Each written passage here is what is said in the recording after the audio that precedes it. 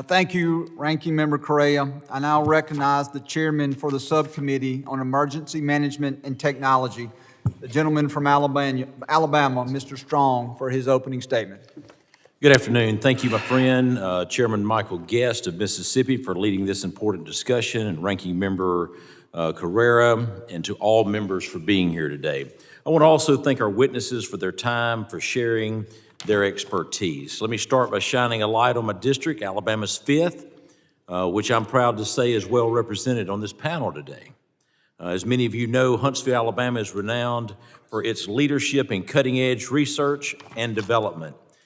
As home to Redstone Arsenal, the nation's second-largest research park, and several universities, Huntsville is a thriving hub for American innovation. I'm glad we have such an excellent panel here and look forward to our discussion. Today, we're here to explore how our Homeland Security partners use unmanned aircraft systems, or UAS, and how this technology can be a force multiplier for law enforcement, first responders, CBP, and the DHS mission set. Emerging technologies like UAS are reshaping the way we respond to disasters. Drones enable the protection of emergency management personnel in high-risk situations, while at the same time increasing the effectiveness of the work that they do.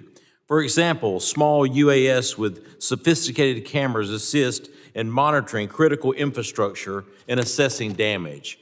When equipped with AI, these drones can spot potential flood zones or identify hotspots and wildfires. The data collected from these flights equip first responders with the tools to better allocate manpower, vehicles, and victim assistance. Larger drones with heavier payload capacity and longer flight times are also critical tools in disaster management. Rapid deployment and agility enable UAS to access hazardous areas that first responders cannot reach, which proves especially useful when trying to locate survivors or deliver supplies. In response to Hurricane Helene, the Asheville Police Department deployed drones for search and rescue, damage assessment, and overwatch for FEMA. Additionally, prepositioned UAS in Western Florida quickly deployed in response to Hurricane Milton to track the storms and provide real-time data to law enforcement and first responders. 200 flight hours across 16 agencies were recorded, representing over 1,000 flights flown in the first days following the storm. This helped to create a common operating picture that enabled first responders to allocate much-needed resources. This technology helped save countless lives in the wake of these moments of the storm. DHS has also utilized UAS to safeguard our borders. They leverage this technology to protect our homeland from illegal crossings and combat illicit activities such as human and drug smuggling. CBP faces tremendous challenges, from dangerous environments and a broadening mission set to adversaries that continue to evolve their tactics and capabilities.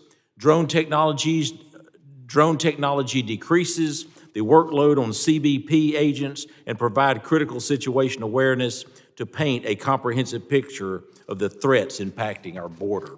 Additionally, DHS's Science and Technology Directorate leads government-wide UAS research to counter threats and improve response and recovery operations for disasters.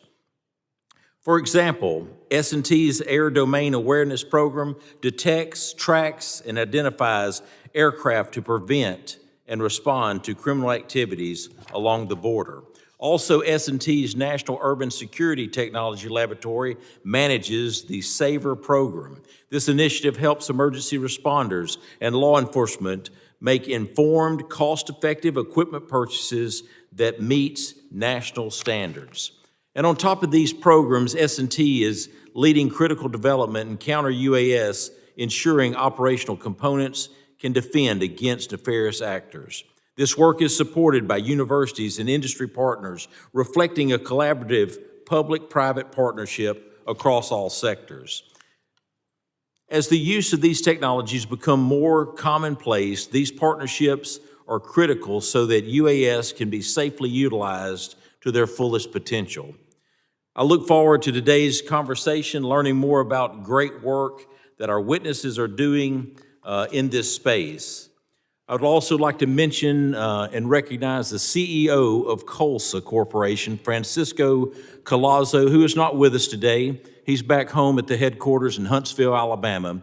He's been a friend of mine for many years, and I know that this organization does a phenomenal job. I also want to mention the University of Alabama, Huntsville. I live within 5 minutes of the University of Alabama in Huntsville, and I can tell you today, UAH is a critical part to national security. With an average ACT test score of a 28.5, a little less than 10,000 students, where 80% of them choose never to leave after graduation to work in national security. Mr. Chairman, I yield back. It's an honor to be here, and I want to thank our guests for joining us.